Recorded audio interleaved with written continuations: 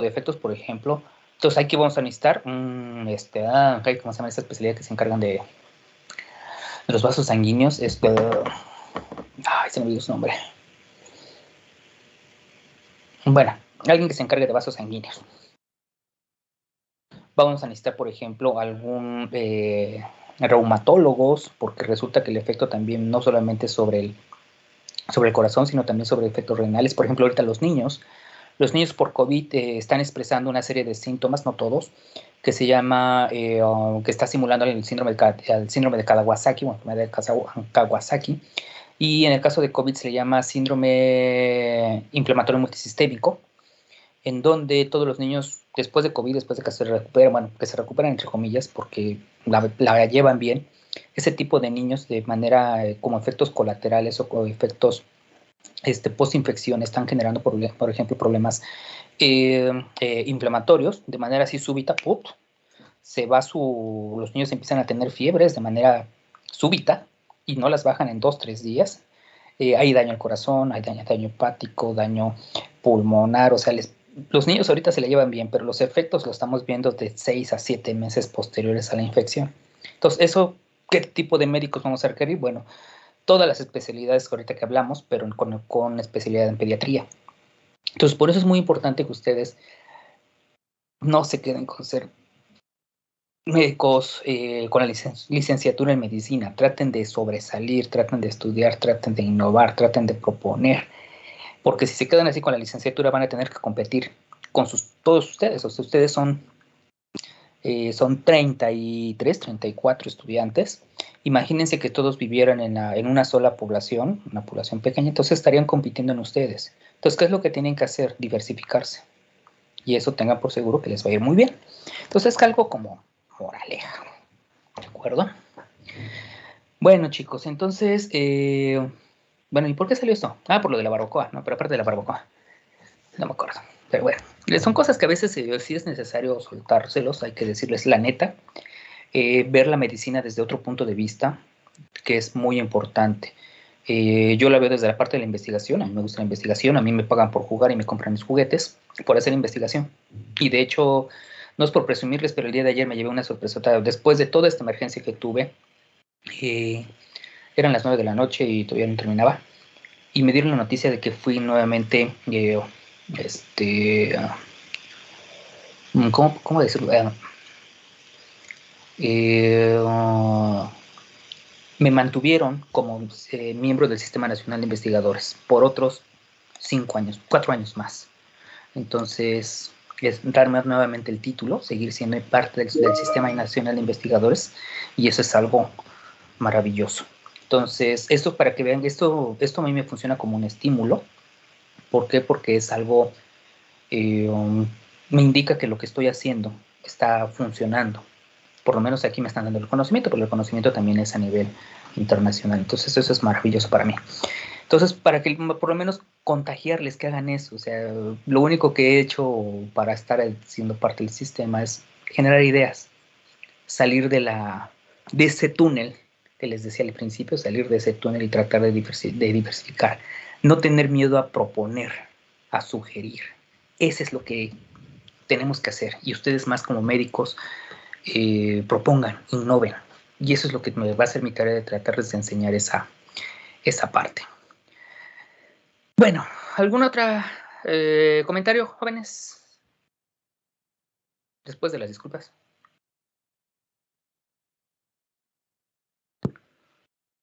¿No? Con lo que vimos en la última clase, dudas, quejas, sugerencias, dudas existenciales.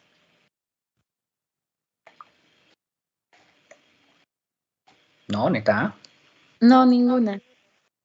Bueno, a ver, entonces vamos a hacer preguntas ahorita. A ver, ¿quién me dijo ahorita? ¿Quién me habló? No me di cuenta. ¿Quién fue? Yo, Naomi. Naomi, muy bien. Naomi, dame un número del 1 al 30. 22. 22, bien. 2, 4, 6, 8, 10, 12, 14, 16, 18, 20. 22. Juan Sánchez, Galeana.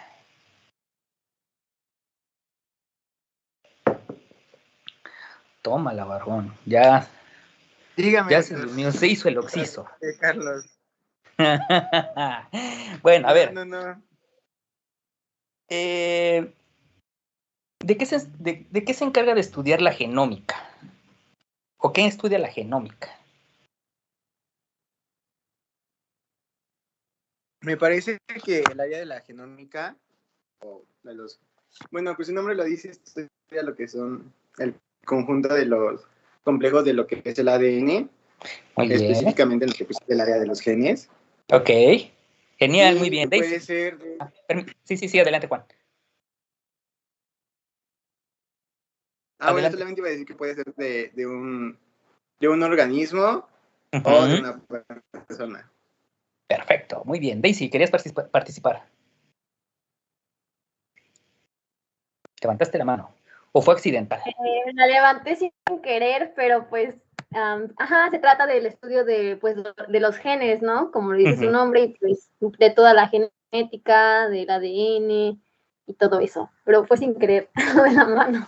Bueno, por andar de tentón en la computadora, presionando botones que no son, ¿qué estudia la transcriptómica?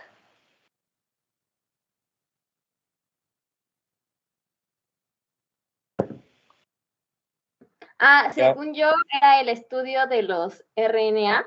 Muy bien, excelente.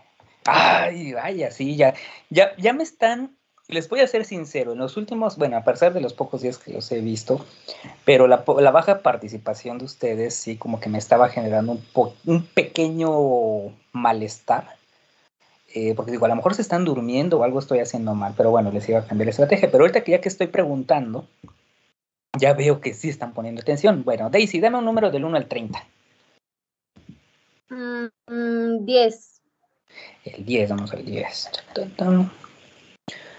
2, 4, 6, 8, 10. Diana Sánchez.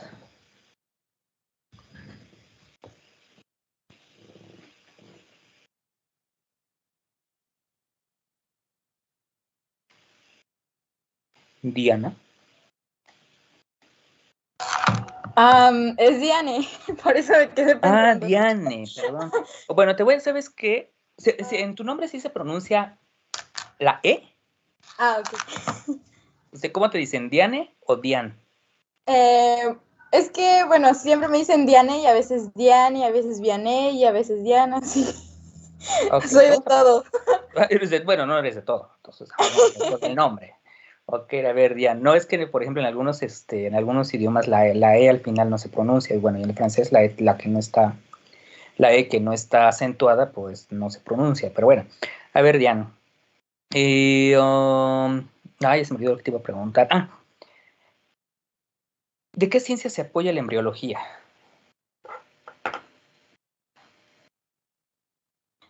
No recuerdo. Ay, tienes tache ya. Bueno, acuérdense que la embriología se apoya. A ver, Daisy. Bueno, eran de varias, de la genética, de la biología celular, fisiología, bioquímica, y no me acuerdo de las demás, pero esas eran algunas. Ok, muy bien, Diana. Excelente. Reina. Creo que solo faltó la biología molecular, la fisiología, bueno, creo que está dentro de biología. Perfecto. Y la bioquímica, biología molecular, bueno, en general la mayor cantidad de áreas. De hecho, yo podría considerar ahora que pudiéramos meter hasta física, química, y ahorita van a ver por qué. Ok, muy bien, ya veo que sí están, algunos sí están despiertos, algunos se me duermen. Entonces, pero bueno, está bien, de eso ya me está agradando mucho su grupo, ya como que ya les estoy quitando algunos, algunas vibras malas. Porque sí, de vez en cuando sí se me sale lo Grinch. Pero bueno, ustedes no dejen de preocuparse.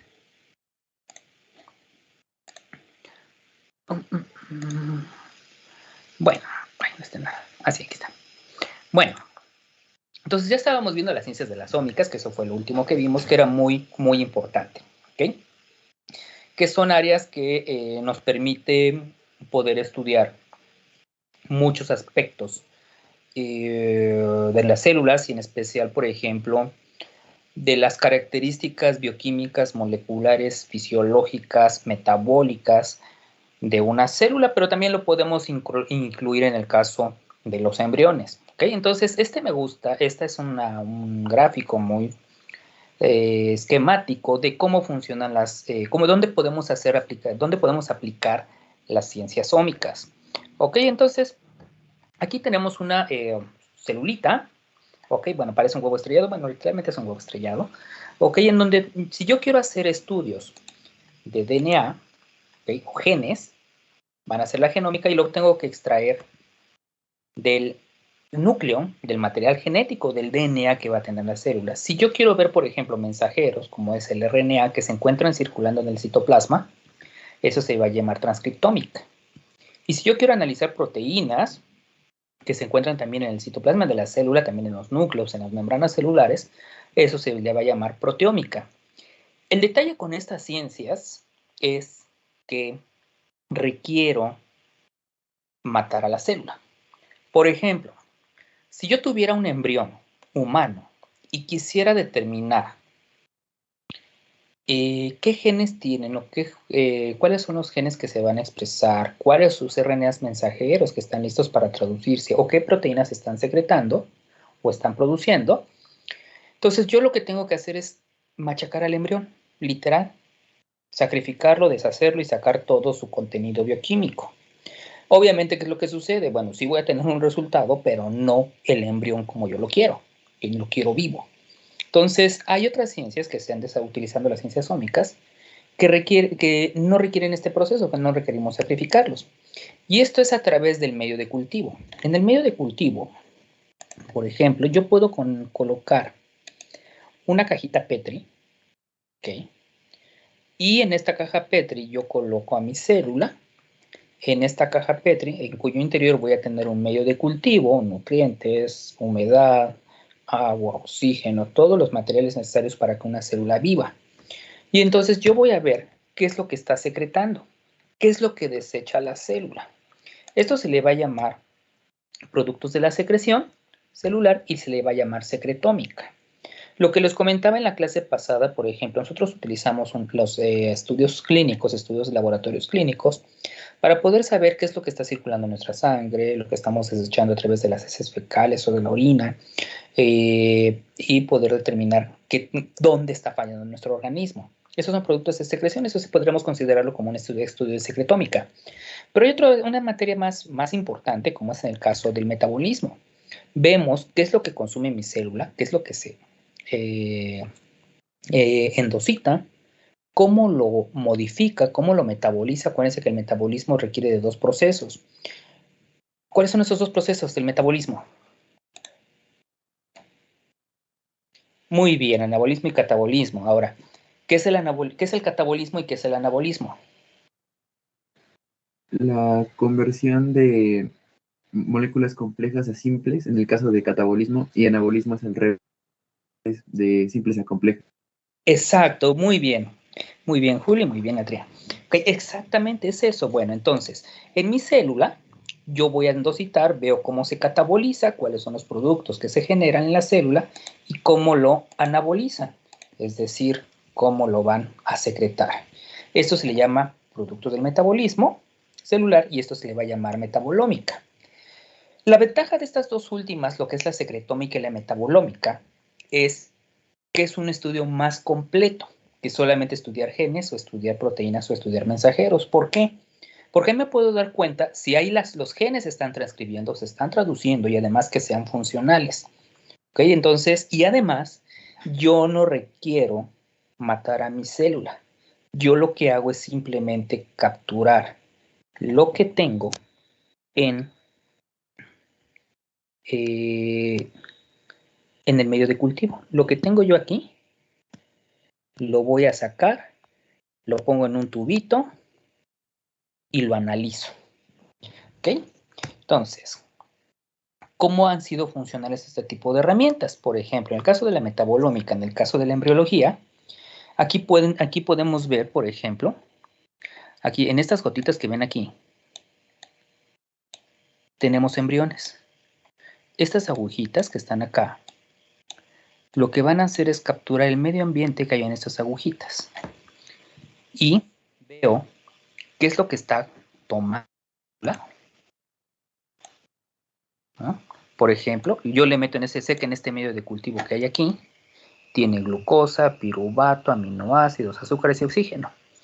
El embrión se lo come, ¿ok? Y lo está metabolizando en lactato, amoníaco, enzimas, hormonas, ¿ok? Y entonces yo ya puedo saber, dependiendo, uno, que esté vivo, ¿ok?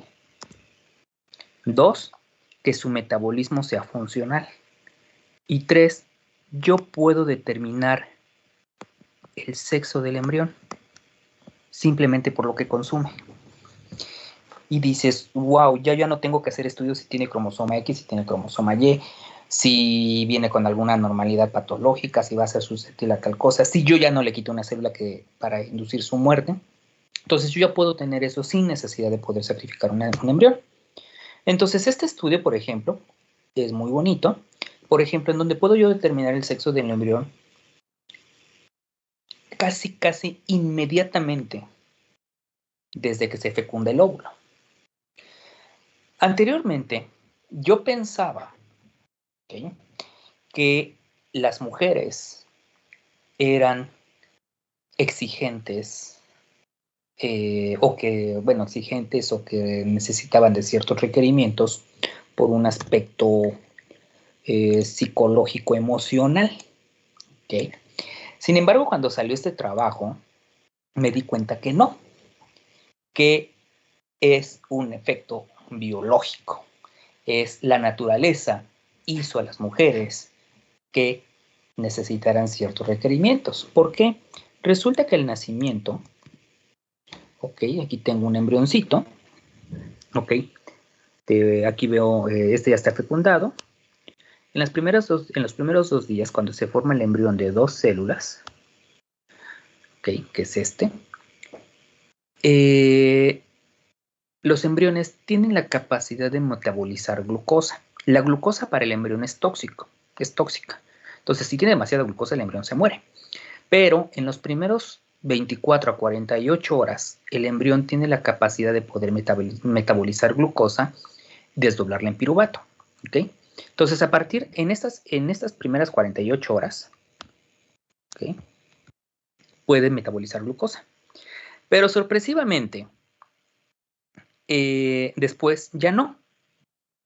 Y en este estudio de metabolómica, vieron que en estas primeras 48 horas, las niñas o los embriones de niñas consumen mayor cantidad de glucosa que los niños. Entonces, esto tiene una explicación obviamente genética. Y en los próximos días, no me acuerdo cuándo, yo creo la próxima semana, vamos a ver una cosa que se llama formación de los cuerpos de Barr, que son los cromosomas sexuales, cromosomas X. Los cuerpos de Barr son cromosomas, el cromosoma X compactado y que lo hace inerte, y solamente están presentes en los embriones de niñas, ¿okay?, en las células femeninas.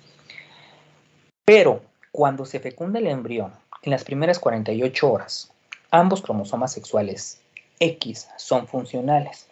Y esta característica de tener 2 cromosomas sexuales funcionales le permite al embrión poder metabolizar glucosa. Y en el caso de los embriones de niñas que tienen 2 cromosomas X, pues obviamente les permite metabolizar mayor cantidad de glucosa. Y entonces, voilà, yo ya no requiero hacer estudios de genómica, proteómica o transcriptómica para poder determinar el sexo de mi bebé. Simplemente analizo en el medio de cultivo cuánta glucosa comió. Y entonces sobre eso decimos, ok, es niña y este es niño. ¿Por qué es niña? Porque come mucho. ¿Okay? Entonces eso hace divertido este estudio, estas ciencias que son muy importantes para el desarrollo embrionario, para la determinación sexual, y que ha sido una parte de interés para muchas parejas que están tratando de concebir, que de poder determinar, yo quiero niño, yo quiero niño. ¿Ok? Bueno. Hay otros, por ejemplo, en la parte de embriología y en la parte de reproducción, el poder determinar cuándo voy a, en el caso, por ejemplo, de reproducción asistida, cuándo voy a implantar el embrión. Reproducción asistida involucra, así rápidamente, es una serie de técnicas que me permiten ayudar a la pareja infértil a poder tener un bebé. Hay dos tipos de técnicas que son alta y baja complejidad. La baja complejidad es la que les voy a enseñar a ustedes, que ustedes pueden hacerla, por cierto.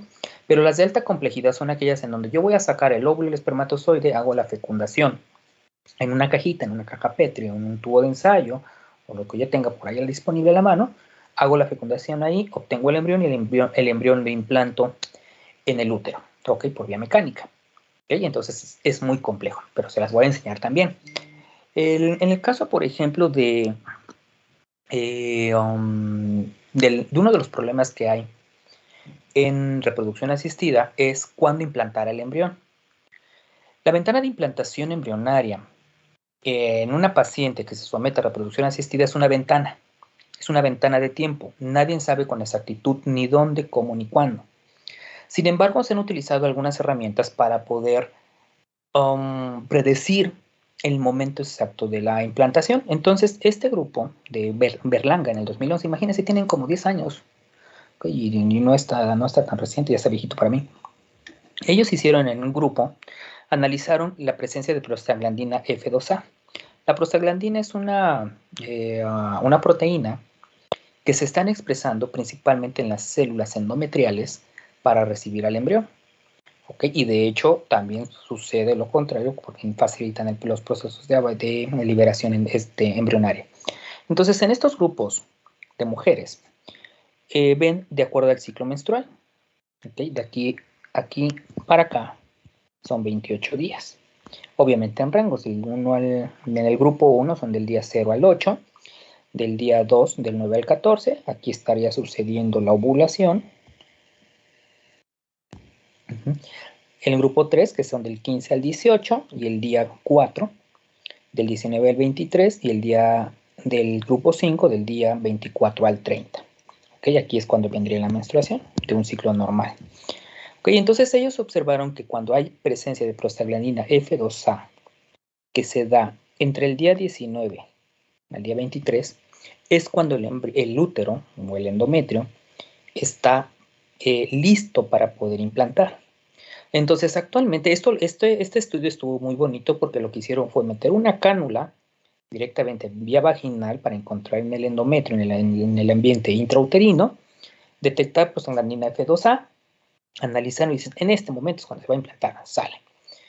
Y listo. Entonces, esto solamente por medio intravaginal. Cuando yo estaba estudiando la licenciatura, cuando llegué al laboratorio de biología de la reproducción en el hospital, mi maestro me decía, ¿sabes qué? Vamos a tratar de hacer investigación para poder determinar el momento de la implantación por este problema que les decía que era muy difícil hacerlo.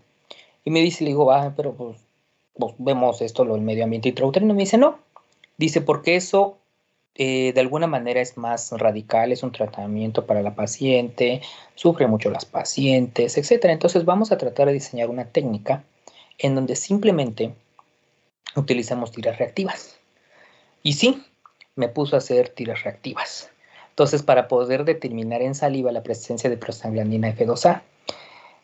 De ahí, de ese trabajo, surgió una propuesta de patente. ¿Ok? Para poder determinar por vía salival el momento en el cual se va a implantar el embrión. Entonces, lamentablemente mi maestro falleció antes de que yo, después de que regresé de Estados Unidos para incorporarme ya a laborar en el IMSS, falleció lamentablemente. Pero esos proyectos siguen todavía. Pero aquí, ya logramos hacer otras cosas más. Pero aquí lo interesante es simplemente que empiecen a imaginar lo que pueden hacer siempre y cuando lean, propongan e innoven. ¿Okay? Entonces, esa es la parte bonita de hacer esto. Y más ustedes como médicos. El médico yo considero que es una profesión súper poderosa para poder hacer investigación. Lo importante es que ustedes cambien esa mentalidad de solamente atender pacientes y meterse un poquito a la investigación para ser propositivos. Bueno, preguntas, chicos. No es que los quiera hacer científicos, es que quiero abrirles ya no tener que sufrir ahorita, por ejemplo, que estar esperando que nos llegue la cura de otros países, sino que México sea potencia en poder diseñar sus propias herramientas, que sea autosuficiente, de no depender de otros países. Ok, bueno. Preguntas, chicos, con esto último. Todo bien, gracias. Claro que sí, desde luego.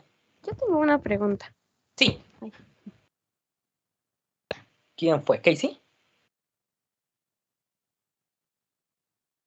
¿O quién fue? A ver, preguntas. Sí, yo.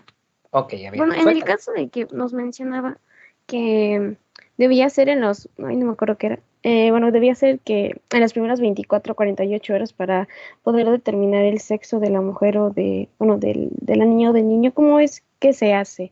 ¿Cómo se hace la toma de muestra o en qué momento de la paciente debe ir y se toma pues la muestra? Esa es mi duda. Ah, bueno, esa es muy buena pregunta. No se hace, este tipo de pruebas no se hacen o no las hacemos en la paciente gestante. ¿Por qué? Una, es muy difícil determinar el momento, en el caso in vivo, es decir, dentro en una paciente, no vas a saber cuándo se fecundó el embrión. Bueno, sí podríamos determinarlo. ¿Ok? ¿Por qué? Porque hay pacientes que pueden percibir cuándo están ovulando y si en ese momento ovulan, cuándo programan prácticamente hacer la tarea. O hacer la tarea me refiero a tener relaciones sexuales con la pareja y que se fecunde. Pero no sabemos el momento exacto en el cual va a suceder la fecundación porque no estamos vigilando cómo va viajando el óvulo. Este tipo de técnicas de determinación sexual por estudios metabolómicos se hacen in vitro. Es decir, en aquellas pacientes que son infértiles y que le decimos, ok, ¿sabes qué? Bueno, sacamos su óvulo, lo cultivamos in vitro, ponemos los espermatozoides ahí, hacemos la fecundación. Ahí podemos determinar, podemos ver exactamente cuándo se fecunda y a partir de ahí empezamos a contabilizar el tiempo y entonces podemos obtener las muestras. ¿Cómo obtenemos la muestra? Simplemente del medio de cultivo. Donde están creciendo los embriones, donde hacemos la fecundación, sacamos el medio de cultivo y ese lo analizamos. ¿Okay? Entonces, pero es in vitro. Eso es in vitro. No lo podemos hacer en paciente gestante. Es muy difícil. Yo creo a lo mejor no podríamos determinar el sexo en las primeras, yo me atrevo a decir, antes de la implantación, porque es muy difícil. El embrión va viajando y obviamente es muy complejo. Pero si una vez que esté implantado, si podemos hacer estudios de metabolómica en el ambiente intrauterino, sí podemos determinar el sexo del bebé. De hecho, les voy a enseñar algunas técnicas de diagnóstico para enfermedades embrionarias, utilizando técnicas metabolómicas y genómicas, porque hay algunas clínicas en México, pues es una ventaja también importante, hay clínicas en México, particulares por cierto, que están haciendo inversión en investigación y que han desarrollado paneles me refiero, bueno, paneles genéticos, proteómicos y metabolómicos para poder determinar el estado de salud de los embriones, sin necesidad de tener que sacar el embrión. ¿Okay? Y es innovación mexicana. Y es un dineral, y se los digo, porque a mí me tocó evaluar esos proyectos de investigación y quieren saber cuánto se llevaron estos cuates. Se llevaron cerca de 25 millones de pesos simplemente para salarios, simplemente para el personal de investigación y solamente para un año. Los beneficios fueron impresionantes. Simplemente se les apoyó para que pudieran trabajar. ¿Okay? Entonces, por eso les digo, o sea, hay muchas cosas que se pueden hacer. Okay. Bueno, entonces, Casey, ¿sí? Entonces, ¿sí quedó claro? Que no lo podemos hacer en humanos, pero sí in vitro. Sí, ya, me queda claro. Muchas gracias. De nada. A ver, tengo otra pregunta. Michelle.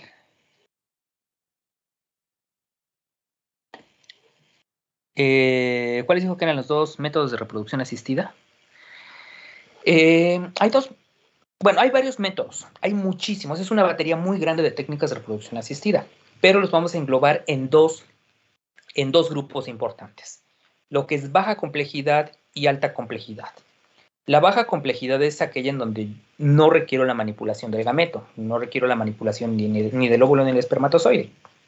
Entonces, aquí el médico general, ustedes cuando terminen la licenciatura podrán aplicar estas técnicas en donde no tienen que manipular las células. Lo único que van a hacer es manipular la fisiología de los futuros padres, principalmente en el caso de la mujer. ¿Okay? Donde van a manipular hormonas, van a manipular fármacos, les van a enseñar a las parejas cuándo deben tener relaciones sexuales para poder incrementar las probabilidades de fertilidad, poderles decir, sabes que este día no hagas la tarea, hazlas en este momento, o por ejemplo, en el caso de la poliquístico, que no se nos embarazan, dices, bueno, vamos a dar este tipo de tratamiento, vemos si ovulas o no, y vemos las posibilidades de que fecunden, o de que tengan un embrión. Esos son, perdón, esa es baja complejidad. La de alta complejidad, ¿quiénes la elaboran o quiénes la desarrollan? La desarrolla el médico, que tiene una especialidad en ginecología y obstetricia, que tiene una subespecialidad en biología de la reproducción, y que además, de preferencia, que tenga una maestría y doctorado en procesos de manipulación de células. Aquí lo importante en este tipo de técnicas de alta complejidad que sean personal altamente capacitado para poder manipular células. ¿Okay?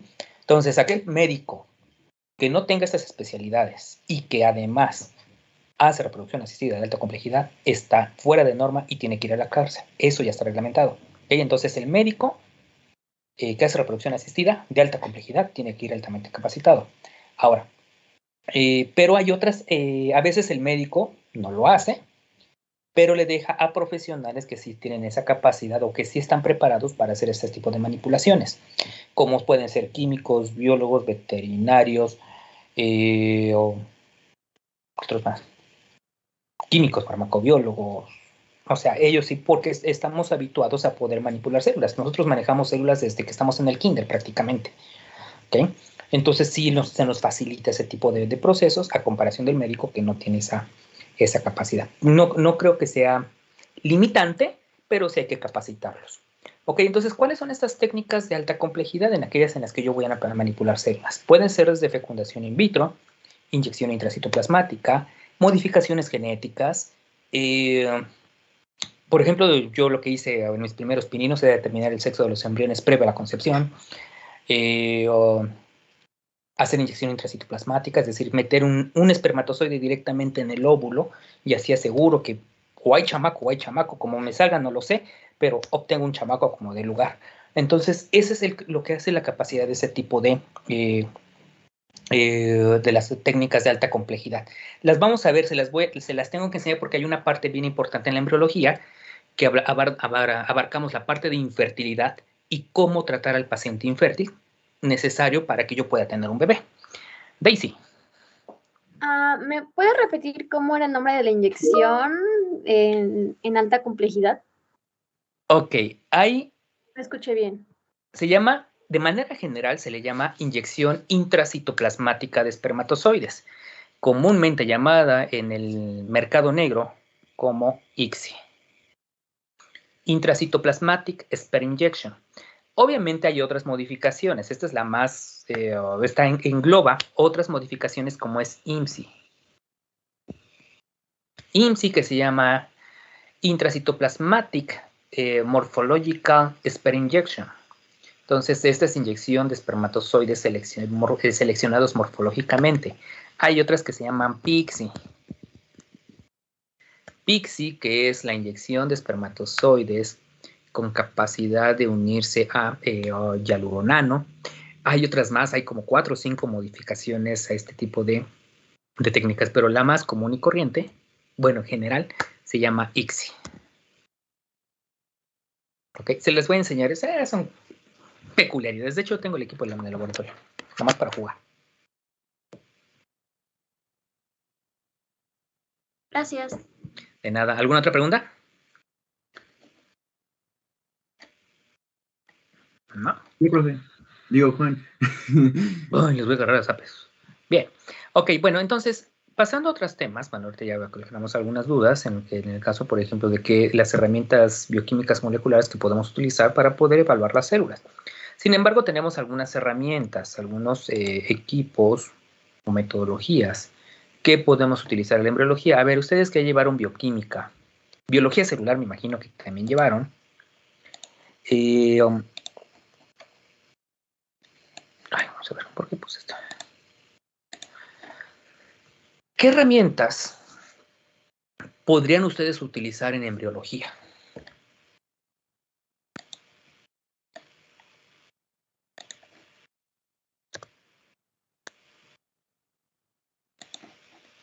Echen a volar su imaginación. Y eso ya se la saben, ¿no? Son bien sencillas. O sea, ¿se refiere en general como, no sé, herramientas así como un microscopio y eso? ¿O? Ándale, exactamente. Ah, pues microscopio. Microscopio, sale, un microscopio. Ok, ¿qué más? Nada más el microscopio. ¿Qué otra cosa?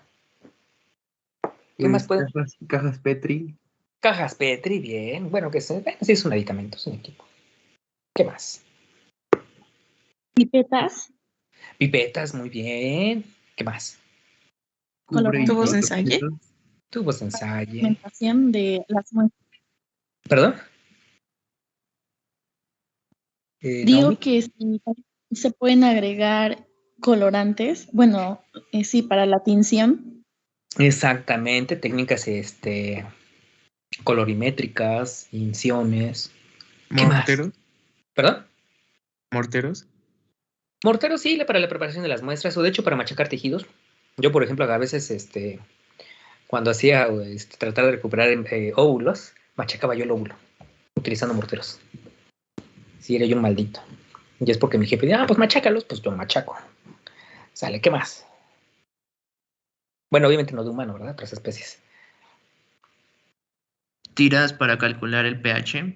Muy bien, tiras para calcular el pH. Sí, para preparar los medios de cultivo. A veces en ocasiones utilizamos equipos ya para poder determinar de manera sin evitar para evitar la contaminación. No utilizamos tiras reactivas, sino utilizamos potenciómetros. Muy bien, ¿qué más? Que miden el pH y temperatura. Exactamente. ¿Qué más? Estuches de disección. Estuches de disección, perfecto, muy bien. Instrumental quirúrgico. ¿Qué más? Baño serológico. Exactamente, también. ¿Qué más? Vuelen, propongan. Las ¿Qué es lo centrífugas. Lugol. ¿Perdón? Lugol. Es que no te escuché bien, Adrián. Lugol. Lugol. ¿Un agitador magnético? Un agitador magnético, sí, también. De hecho, para Las incluir Lugol. centrífugas. Centrífugas, muy bien. Aquí, centrifugado. Bueno, sí, centrifugador, centrífuga. Ok. Bueno, hay un montón de herramientas, ¿sale? Ahorita de hecho, les voy a enseñar algunas más sofisticadas. Obviamente es lo que ustedes pueden tener al alcance. Dices, bueno, a lo mejor como médico no lo voy a utilizar. Sí, pero a veces como médicos también es necesario aprenderlos a usar. Una parte bien importante, y lo que ahorita mencionaron, es la parte del microscopio. Seguramente ustedes utilizaron microscopios desde el kinder. Entonces, pregunta, ¿cuántos tipos de microscopios conocen? Levanten la mano, por favor. No se me vayan a amontonar. No se amontonen, por favor. ¿Cuántos tipos de microscopios conocen?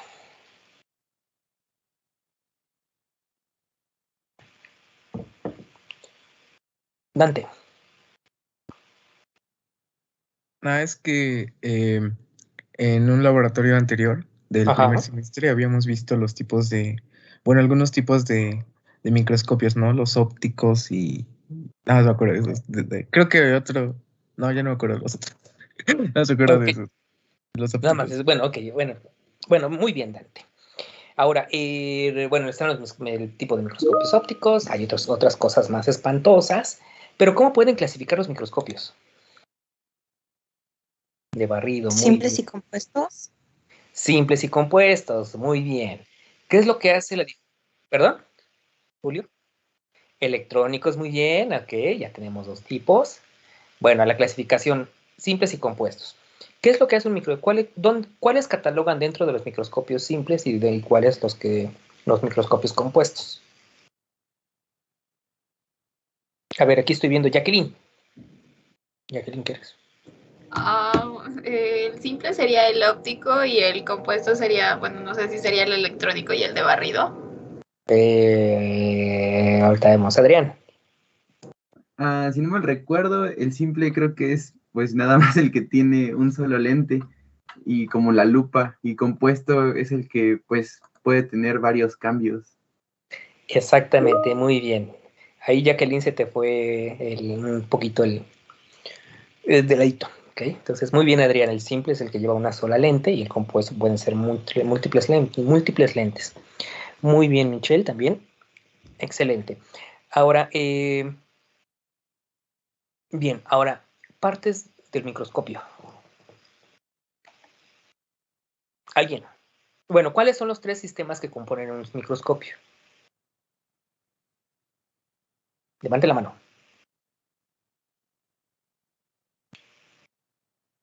¿Ese en qué materia lo llevaron? ¿En qué materia se los dieron? ¿En qué laboratorio?